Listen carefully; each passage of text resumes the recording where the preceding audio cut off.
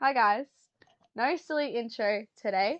We're actually starting with a little bit of a dedication to someone from our lives. This is to Alex. He is someone who inspired us and was a great inspiration and influence to pursue this podcast, to pursue our dreams, to pursue media, and just to pursue life. Yeah. Who sadly passed away after a pretty long battle with cancer recently. There's one thing you need to know about Alex, or maybe a few things you need to know about Alex, is that he loved the footy, he loved TV, and specifically loved to talk to us about advertising on TV and all the nitty gritty details that kind of go into that. So while we had originally picked this episode to be timely, obviously the grand final happened, uh, we feel that we would like to address that Alex was a pretty big figure in our lives when we were in media and when we Yeah. were working with him. Um, Hence why we have a little dedication for him. Yeah. So thank you, Alex, for your feedback on the podcast, for your support, and just for always being there for us. We'll Onto move the on. show. Yes, we'll move on. So, AFL Grand Final 2024, what a whirlwind. So, we'll start off the podcast with what we always do. Steph, how do you know about football? Let's start with just broad umbrella football. Just football in general. Yeah. I feel like I say this every week, but it can't be really more true than it is for footy. I feel like it's always been a part of my life, a lot of Aussie children's lives. Yes. It's just a constant, I think, especially like being Victorian as well. Like it's got such a, like it's all AFL culture, really. Um, it's always been a part of my life. My mum is a huge Geelong Cats supporter. Um, and by extension, I am also a huge Geelong Cats supporter. I do recall that I think it was either me or my brother. One of us was like, I'm going to go for Richmond. And mum was like, you can do that, but you'll never get to see a game because I will not be taking you. And we were like, fair enough. I guess we're going for Geelong. um, but yes, it's such a big part of the culture that I would be more surprised if someone does not have AFL experience that has kind of grown up in Victoria specifically. Could be different for like New South Wales and Queensland where they're a bit more NRL skewed, but Mm. definitely any Victorians. Oof. If you don't follow a team, what are you doing? Yeah, but who even are you? You're not Yeah, Victorian. what are You're you not doing? Australian. Get out of this country. um, Anya, how about yourself? yes, for me, also part of my life since I was a little tot for sure. I remember all those grand final parades we used to have at school Oh, where yeah. everyone would dress up in their colours and would walk a lap of the gym, showing off our team spirit. It was amazing. I am a Beautiful. proud Essendon supporter. My family are all Essendon supporters. It Mm-hmm. was forced on us.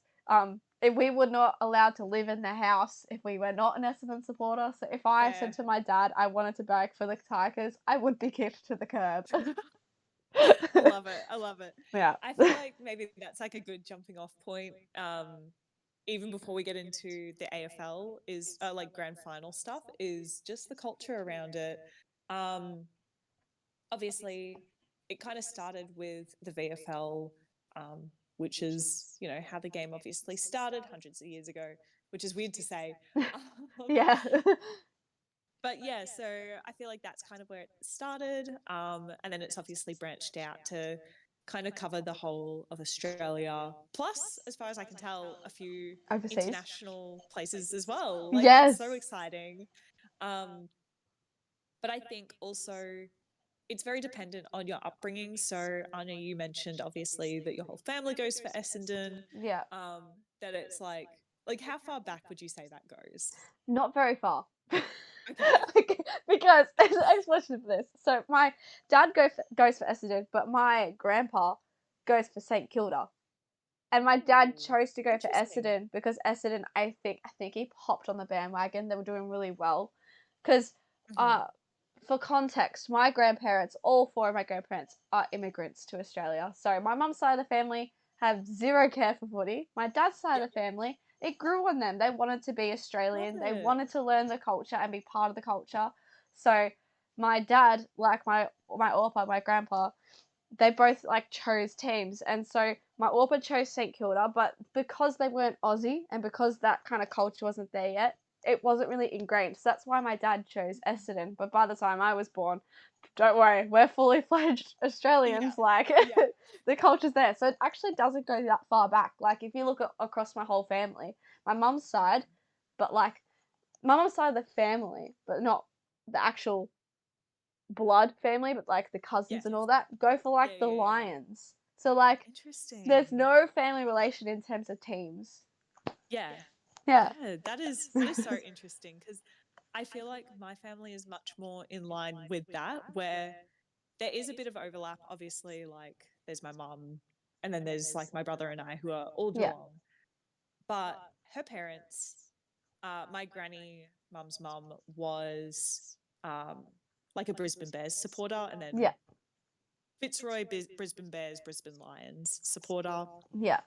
and her father, my papa, was a Sydney Swans supporter. So we were very conflicted with this grand final.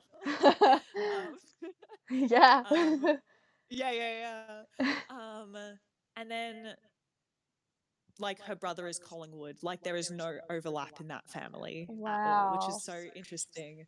But I think it's also like if I kind of look at some of my other family members, and it's like if you don't have someone who is super into footy, so for example, like my mum is very big on Geelong, Mhm. but if you don't have that parent, I feel like it's you pick your team based on like what you like as a child. So for Yeah. example, like one of my younger cousins goes for North Melbourne because she was obsessed with kangaroos as a kid and it just has followed her all this time. That's so fair. And I love that. Like that is such like a it's such like a fun thing, like getting to pick your team and like rooting for it. And I think maybe that is why it is such an appealing culture to be a part of and to be Yeah. kind of ingrained in outside of the sport itself, Mm. where it's like it's kind of like brand loyalty in a way. It Like 100% is. because it is 100%. like a brand piece now. Maybe less so like when the game was first starting out. But Mm. you know, you even back in the day, I'm sure it was like a bit more area focused, you know. You Definitely. were really like, for example, like that's why Geelong has like a lot of supporters, is because like Geelong's a little out of the way. Yeah. Um, but I find that really interesting as well, like outside of the sport, just yeah, how big of a brand piece each club is essentially. Yeah. And how to like get that brand messaging out there outside of like playing the game. Like it's such a bigger piece. Mm. So, we should probably move on from talking about the culture of footy because we got a lot to unpack about Yes, the grand definitely. final. So I think we should start with maybe the scores. Who won the grand Yes. final? Maybe I don't know. Maybe the listeners, you guys don't know. Maybe you don't know. So don't worry, we're here to tell you. So Yeah, the Brisbane here to Lions, educate. yeah, the Brisbane Lions won 120, and they defeated the Sydney Swans, who had 60 points. So They got double the score. double the score. So there you go. There's the scoreline. Brisbane Lions won. I hope that score update really helps you a week later than the game. If you didn't know, now you know. No, no.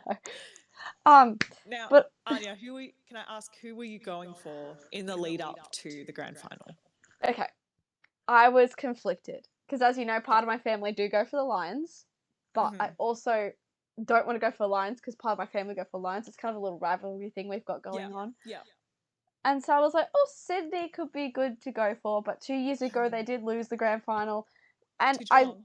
to Geelong, and for this game I think I did end up leaning a little more towards Sydney. Mm-hmm.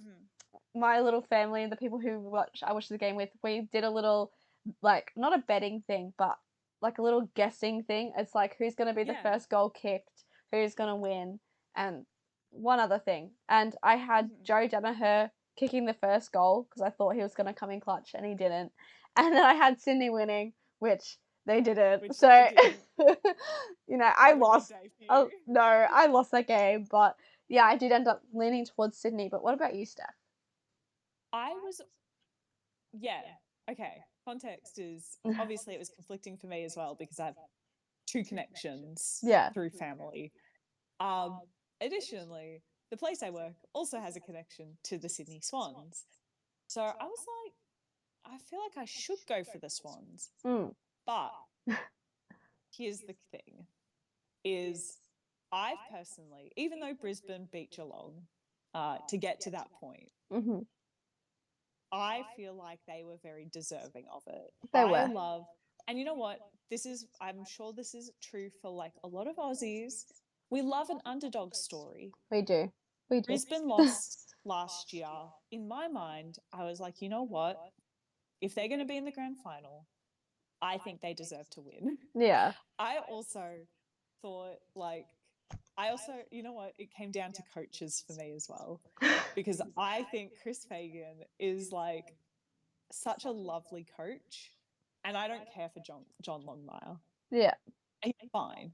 That's fair. And that's the thing. That's the thing too, is like, unlike some previous grand finals, I didn't particularly like or dislike either team, which made it difficult in that way. Mm. But yes, to answer your question, I was going for Brisbane, and I was glad that I was proven correct very quickly. Very fair. So, there was a few highlights from the game. We had the retirement motorcade, which did feature one of my favourites, Dyson Heppel from Essendon. He was a captain, a great solid leader. Steph, did you have anyone through the retirement like motorcade that you want to mention? I don't. I don't want to talk about it. That's fair. It's still a sore spot for you. I understand. It's alright. I can move on. Cody Simpson, he sang the national anthem, which I thought was very funny. I would like to share a little anecdote. Okay. I was like sat there with like my mum and brother, and we were like watching like the little opening bit, obviously. And they were like, to sing the Australian national anthem, please welcome Cody Simpson. And my mum and I, in the same tone, go, Cody Simpson. But obviously, she was thinking of him as the professional athlete. Oh. I was thinking of him as the singer-songwriter. I think it's kind of random. But you know what? I thought he did a very good job. Yeah. And he is both a singer-songwriter and a professional athlete, so I guess you both were right in the end. Yeah. But yeah, no, I thought that was very funny. But we can also talk about this. So Will Ashcroft from Brisbane Lions won the Norm Smith medal. So normally that's like their best player on the field on the day. Yeah. Normally like the winning MVP, basically. MVP. Normally the player from the winning team gets it, and so that leads to Lockie Neal and Harris Andrews getting the inaugural Ron Barassi medal, which is like the captains get a medal for the game. Yeah. As well. We saw Chris Fagan smile, which is the Brisbane Lions coach. That is a highlight because he was not smiling that entire game, even though Brisbane Lions had that game set and sealed by halftime. Like there was no competition. Sydney were not coming back. They had no drive and no energy to, and he did not smile. But I also feel like I can understand where he's coming from, Yeah. because I feel like in some of the previous games with Sydney throughout the year, they had started playing extremely well in the third and fourth quarters. It's true. So I can understand being stressed at halftime. However, three-quarter time, I think Brisbane well and truly had it. Yeah. And there was no need to stress. Yeah. But maybe he felt like, lets his guard down, they're going to lose. So I can still get it. Yeah, still get it. Understand. That's all right. We also have the AFL Auskickers giving medals to the players, which that's always a highlight. We love that. We are a little angry at one player, Charlie Cameron. We didn't went grrr. Because Charlie Curnow. No, it wasn't Curnow. No? Curnow plays for Blues. It's Charlie Cameron. Wow. Yeah. You know what? I'm thinking of someone else, You clearly. are. Right? God. It's okay. But yes, a little grr to him, which I'm sure he's already been blasted on TikTok. We saw Yeah, that. we don't need to talk about it. No. But I did appreciate, I want to give a one shout out to the Brisbane Lions staff who was telling pretty much every player, make sure you shake the kid's hand. Yeah. Shout out to that man, because I Give- think we would have had a few more slip ups without him. Yeah, no, he was a legend. We do love him. But there's one highlight we haven't spoken about yet because it's more than a highlight. I'd say it's like a massive highlight. Yes. And It's a show. it's a shame. And that would be Katy Perry. Of course. How could we not talk about her? We have to talk about her, right? Because not only was she the pre-game performance, but she also was one asset of the advertising and the marketing of the game. So, I mean, lots to talk about there. So, I thought we'd start off with a little bit of fun facts.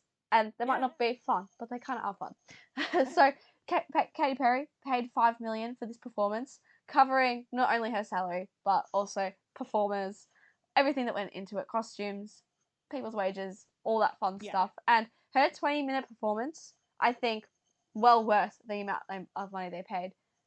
I agree. I was very impressed.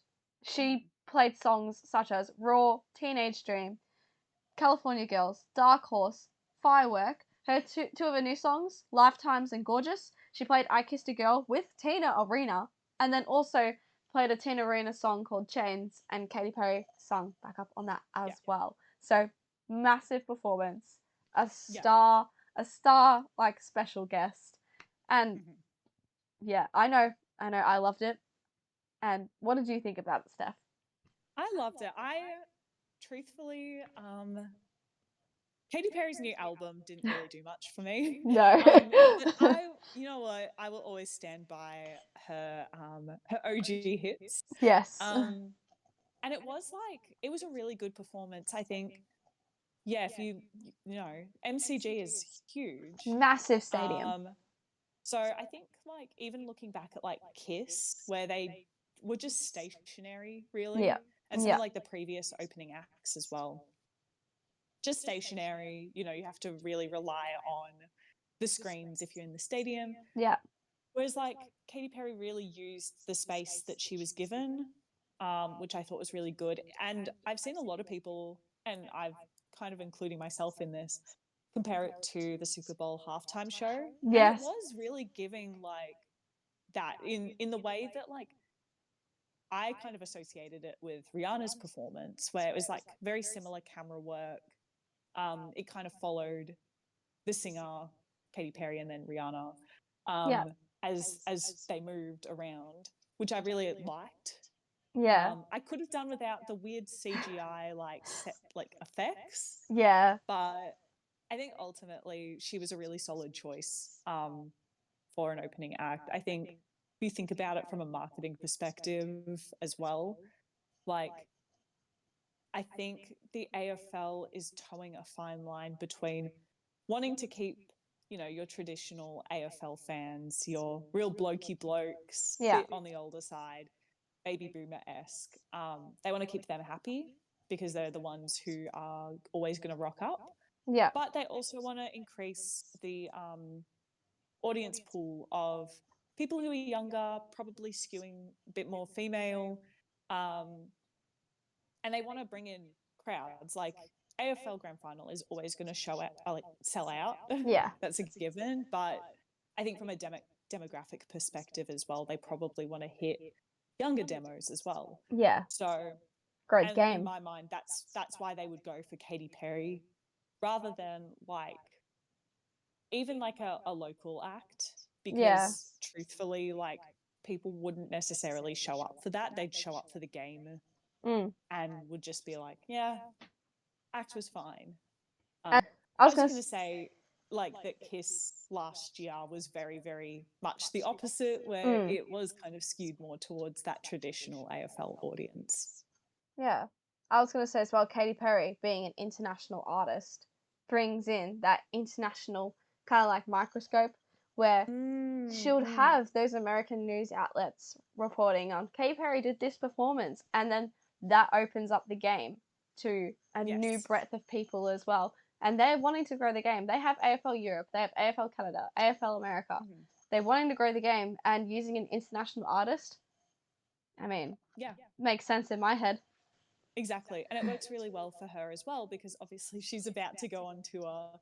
So it's kind of like a way for her to dip her toe in and see what the Australian demo, kind of how they respond to her. Yeah. And I think it's worked out really well for her. Obviously, she's had to like add more shows across, I think, like Adelaide and Melbourne from what Yeah. I've seen, Yeah.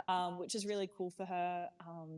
But clearly, like, this maybe was also a bit of a test where she was like, oh, if the response isn't great, we don't need to consider adding more shows.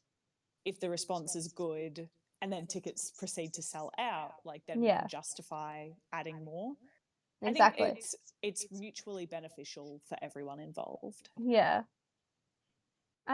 I'd say I agree. I just wanted to shout her out again about her stage use though, because Yes. I just wanted to bring it back to that Super Bowl comment. The Super Bowl, that stadium is tiny in comparison Yeah. to like at the MCG. That's just Yeah.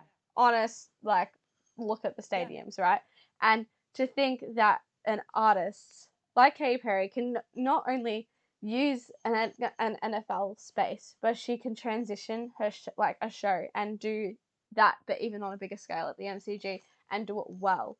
I was really impressed. So I just wanted to reiterate it, I guess.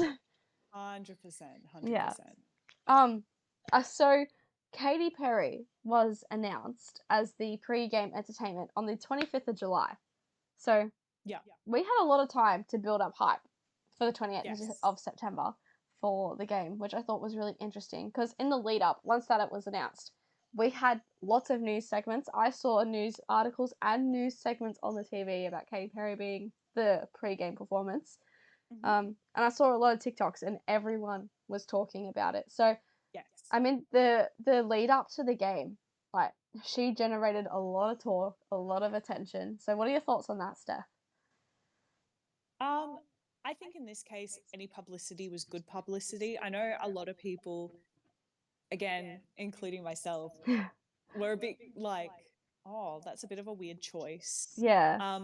But I think having seen it and kind of understanding a bit more about, I guess, the reasoning behind it, and like, you know, even like the response that she's had with like the broader demo, and not just like people who have TikToks and have like make TikToks for fun. Yeah. I think it's panned out really well, and I'm really like actually quite happy to see that it's worked out really well for everyone. Yeah. Because I was worried that it wouldn't. That's so true. Um, by the way, I really liked her outfit Yes. for the Oh my God. performance. It was so like futuristic. I loved it. Yeah, I really did like it. I was waiting for another. So she did like her first costume change and her only costume change. And knowing Katy Perry, she does a lot of costume changes. So I was hanging the whole time for her to do this like really quick costume change and never came. But it's okay. No, that's okay. Maybe on the tour. Maybe on the tour, we'll see. I guess. Yeah.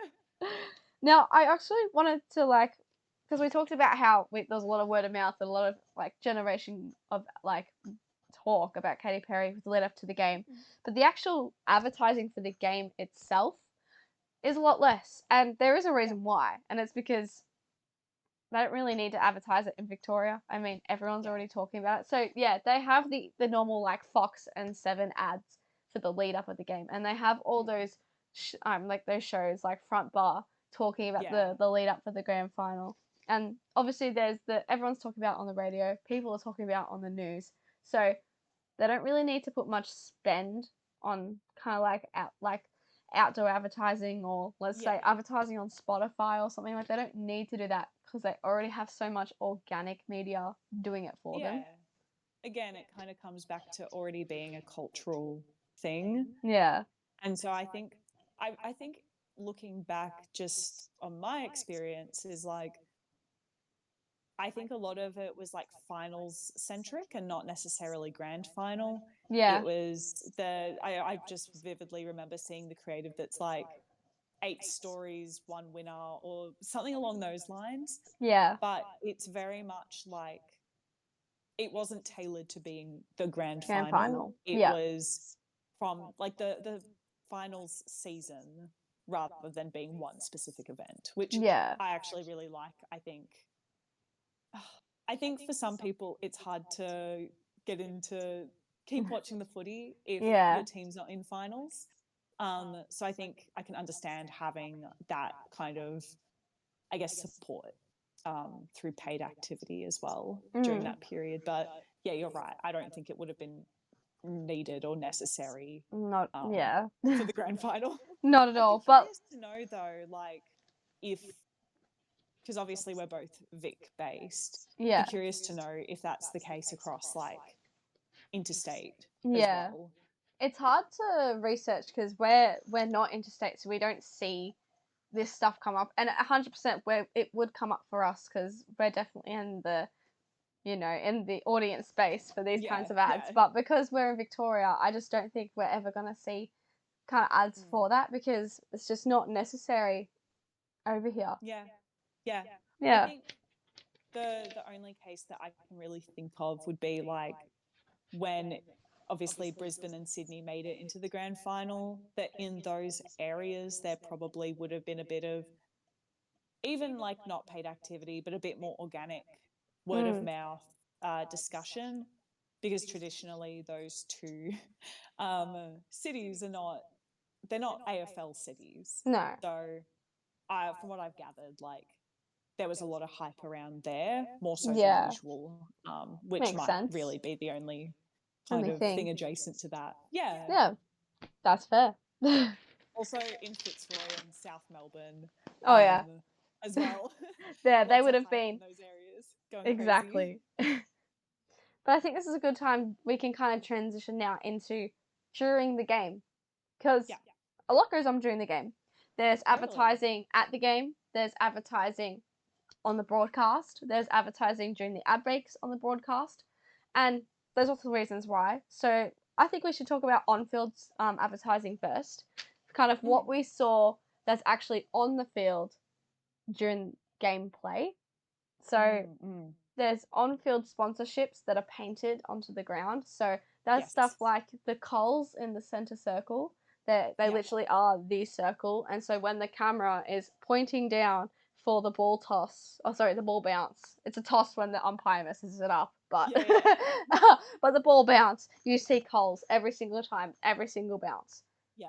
Right? Yeah. And then you got Telstra there, you got Toyota, you have Rebel Sport in the goal squares. So you have Gatorade up where the players are all sitting when they're on their interchange. So you have advertising around the kind of edge of the seat. I don't know what they're called. They are like around the screens. the pit, around the oval. Yeah, and they showed ads for like Great Southern Bank, for Chemist Warehouse, Bunnings, Telstra, Powerade. So heaps, absolute tons of just on-field advertising, and that wasn't even all the advertising because at MCG they have major screens and they have TVs everywhere that also showed all this other advertising. So for the people, is also like partnerships. Is kind of where a lot of those brands sit. So if they have like a partnership with a specific team, or with the AFL in general, obviously Amy really springs to mind. Yes. With that one, which we'll get to shortly. Yeah. But like Toyota, for example, like obviously that's a major sponsor of the AFL. Hence why they get these really premium spots that are like really quite tied to the game. It's all eyes are going to see. I think it's like the BZ4X, which is like the Toyota model that they push. Stuff like that, because they're sponsors, they get the more premium slots, if that makes sense. So that was kind of like the on-field advertising. That's what the people at the game saw. That's what us viewers at home saw when we're watching the game. But then there was all the TV advertisements, and my God. trust, there was a lot. So I've only kind of written down the major ones that were repeated lots of times, and the ones in the last quarter, because I kind of went into it thinking it's going to be a close game, so a lot of people are going to watch the last quarter. I was Yeah. sorely mistaken because it did not turn out that way. But Yeah. there was quite a few really consistent ads. So there was the Uber Eats canned laughter. If you remember Yes. seeing that one, Steph, multiple times. I sure do. There was the Sports Colgate. bet. There was the sports bet. There was the Colgate Game Face Smile ad where I think I had Isaac Heaney smiling, lying down on a field. Yeah, it's um, crazy. there was the Lifeblood ads, because Yeah. they partnered with Sydney. Telstra ads. There was the Yui ads with the Brisbane Lions players. There was the Google Pixel ads with Nick Nat Woody. Woody? Nui? Yes, I think I Nick said it Nata right. Nui? Nui? Yeah. Yes. Yeah. There was the Disney Plus ads that had players like Jack Ginnivan and Taylor Harris in it playing during the game. So lots of big names, big ads. But there was also Yeah. other like ads that showed up. Like there was Stan ads, the Mufasa movie. There was KFC, Aussie Broadband, Cbus, Bunnings, Toyota. There was Network 7 specific ads Yep. like that from them promoting their 7 Plus, which Yes. did show up first in break Yes. when it did, and it was the only ad to show up when it did show up. So uh between ad will play after a goal during play. And so you'll find they normally do like 2 15-second ads or something around like that. Yeah. But if Yeah. 7 are showing a 7 network ad, it's the only ad that plays. So Yes. that I found That's the interesting. trick. Yeah. That's Yeah. the Yeah. trick. That was smart. There was also ads like in between quarters and stuff, but that's a way longer ad break. They got to fit Totally. however many ads they need to fit in to meet their quota. So I was not tracking that, but No. but a big thing I wanted to talk about, because this was actually at the start of the game, is Amy, which you mentioned Yes. before, Steph, because they're a major AFL sponsor. They always do this like lead up.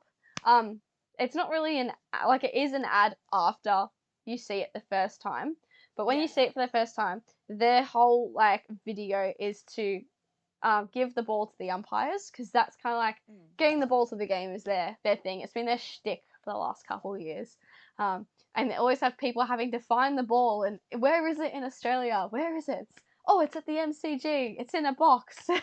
And they have to get the ball to the umpires to start the game, and it's very, very fun and exciting. Steph, did you Yes. love the ad this year? I actually did. I always like it because it is, yeah, as you said, the first time around that you see it, it's not so much of an ad so much as it's an integration. Yeah. It's a way of telling a story essentially, which I really liked. I always find it funny when it's like it's kind of like a weird mix of influencers and then like ex-footy players and people Yeah. involved in like AFL media. And Like there's they bring a lot Olympians. of people. Yes, Yes. yeah, like they bring so many people together for it, and Yeah. it's just like, yeah, I think my thought is that it's like a perfect encapsulation of what footy is about, that it brings everyone together. Yeah. And And then that's probably like why Amy wants to continue being involved and like kind of push that branding is like, well, we support the footy's for everyone, therefore Amy is for everyone. exactly. And I love that once the integration's shown for the first time, and then it's played during the game. I think it's Yeah. played during the quarters. I noticed it, and so then it's like a Yes. little reminder. Oh yeah, that's right. And yeah, it's very powerful because we're still thinking about it. So Yes, clearly. yeah, but I found it very interesting, just in general, as like I saw because I was looking at Twitter, X, whatever you want to call it, just because I do like to see how other people are responding, and honestly, like a lot of the commentary was on the volume of ads, not so much on the game itself, which I found really interesting because a lot of people were saying like, oh, having been watching on Fox Footy, where it's just the game, there's no ad breaks yeah, post goal. I'm sure it would be very jarring to then watch, free to air TV like live on Yeah. 7, and have like such a long ad break. Oh, I have so many Like, thoughts. yeah, because we do have Fox Footy, Yeah. and I know that we were like, oh my god, please just get back to the game. Yeah.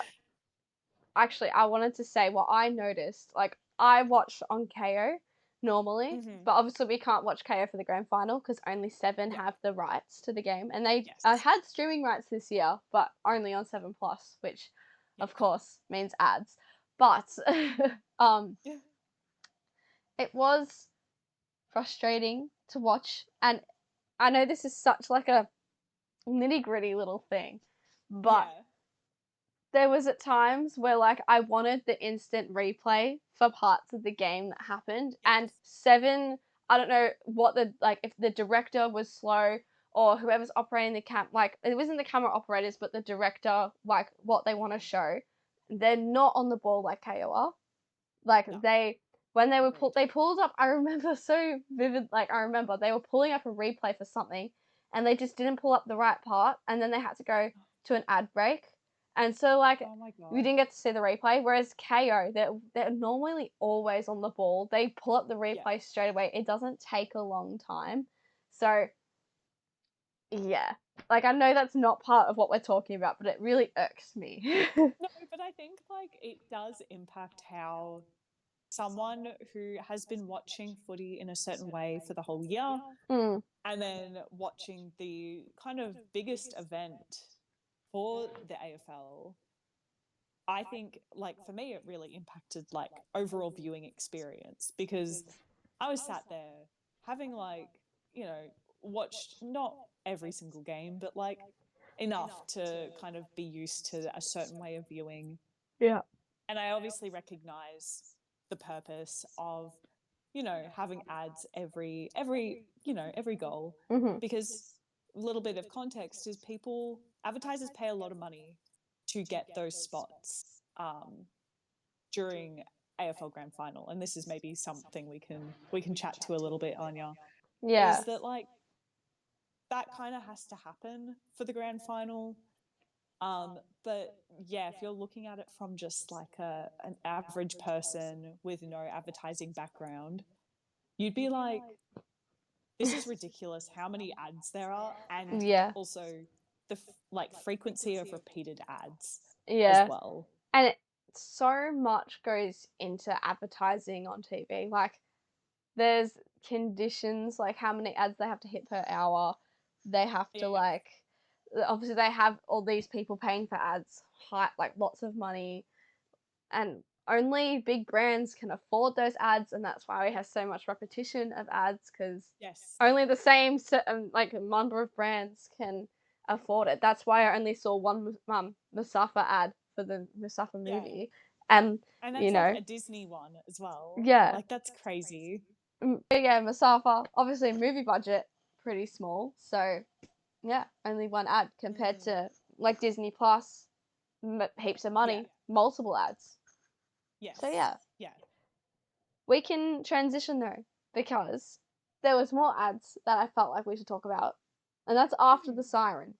So this is Yeah. between end of game before presentation. So lots of people still to stay on to watch because everyone Yeah. wants to know. Everyone's seen Lines of One, but who's gonna win Norm Smith? Which we already told you, but there's more ads. And the first ad I saw was a Seven News ad, first in break, Yes. right after the end of the game, and I just think that's very funny. Yeah. Yeah. I Yeah. mean, the game just ended and Seven News are like, thank you. Thank you. we'll Yeah. we'll As a take little reminder, because that's yeah. something that that I almost said the networks will always do is anything that's first in break or last in break will usually be network specific. Yeah.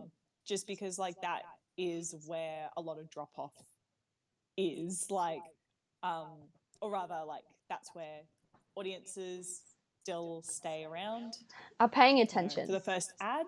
Yeah. Yeah, first ad like after whatever they're watching, and then they might leave get something to drink, grab a bite to eat, go chat to someone, even jump channels.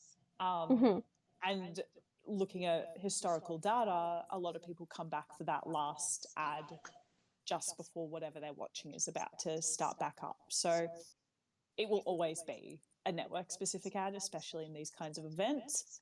So I think what was really interesting to me is like, what was the first like non-Seven advertiser in some of these breaks? A lot of the time it was Sportsbet, especially. I think, just like very early in the piece as well, where I think a lot of people would be really attentive and keen to see how the game goes. Obviously, you can't predict that. So I think in my mind, like first quarter, if you're going to advertise, first quarter, start of the game, that's where most of the eyeballs are anyway. Yeah. But even post game, like pre-presentation as well, very similar story, because people, as you said, people want to see who gets Norm Smith. I think a lot of people also stick around to watch the speeches and see the winning team celebrate. Like it's always such a nice thing to watch as well. So yeah, lots of eyeballs there too. Definitely. And I just, some more shout outs. We definitely got a bigger variety of ads after the Yes. siren. But we still got the Disney Plus, still got the Bunnings and the Coles and the Yui. But we did get to see a bit of Harvey Norman. Interestingly, and I thought this was the most interesting ad we actually got through that kind of after siren, is TAC. They had a stop drinking ad, which I thought was very funny, as everyone would have been drinking and been on the piss the whole grand final, and then that's when their ad plays going like "Don't drive home," which very smart placement. Very good placement. Very I think good also placement. like there was something else that I saw. Apologies, it's left the station without me on it. That's It'll okay. come to me, I'm sure. That's okay. We also saw like ads for natural gas, Hungry Jacks, Pringles, and then classic Toyota Hilux. And then we actually had a billboard for Harvey Norman as well. And if you all guys are wondering, a billboard is kind of like that ad where you got like the border around it, and it's right before we get back to the show you're watching. So yeah, that it's was like this program is brought to you by Harvey Norman or whatever advertiser it is. Yeah, so that was like, I'm pretty sure that was the pretty much the order of the ads between Final Siren and presentation. I wrote them down in order, I hope. But yeah, I thought that was really interesting to see, because like the additions of natural gas, Hungry Jacks, Pringles, clearly like they've chosen, maybe they don't have the budget to be going ads the whole time like Disney Plus. So they've elected to try and get the ads at the end of the game rather than like the start of the game. So I thought that was interesting. Yeah. Might be a bit more cost efficient as well, in terms of spot allocation, because obviously it's a bit like less premium, I suppose, than being part of the actual game is being post game. I mean, you still get like a lot of people watching though, is a thing. So and we could talk about a lot of people watching. Yes. Because the ratings, as in audience, for the game was 4.02 million. Crazy. That's a lot. Yeah. Like massive. And I was looking at the reach, right, for the game. Yeah. Reach was 6 million. Presentation's reach was 5 million. And the pre-match was around 3 million. So reach and audience are a bit different, but still massive numbers. Yeah. Massive numbers. So, thought that was interesting. Yes. Got to give a shout out to David from TV Tonight, because I was looking at his articles. Oh, king. What a ledge.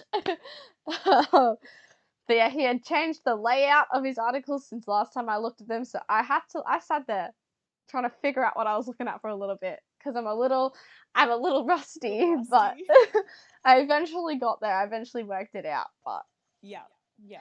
Thought that was a bit of an interesting tidbit to add.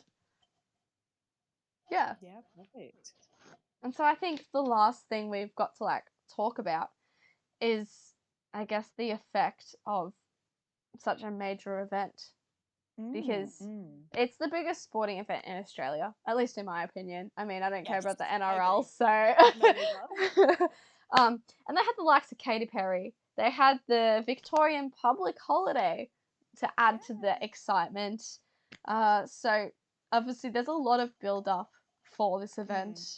There's major sponsors making major moments, like the Amy footy delivery to the umpires, which is like something that happens every year. And then we've got all the word of mouth, which people are talking over TikTok, they're talking over social media, they're talking in person. I trust. Don't worry, I speak to all my coworkers about footy. So like, Yes. everyone does. So there's lots and lots of word of mouth. And then on top of that, because there's always more, is competitions.